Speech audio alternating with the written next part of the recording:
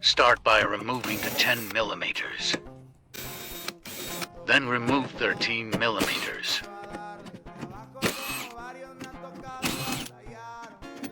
Adjust bolt with a pipe wrench and give it a light tug.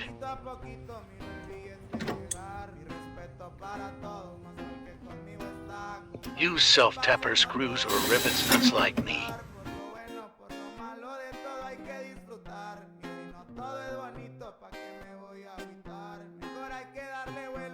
Replace oil cap and make and fitting lines.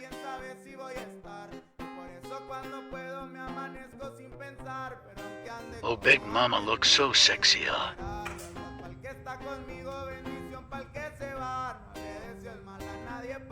You can replace your line if you want. Porque cuando eres humilde se quieren aprovechar.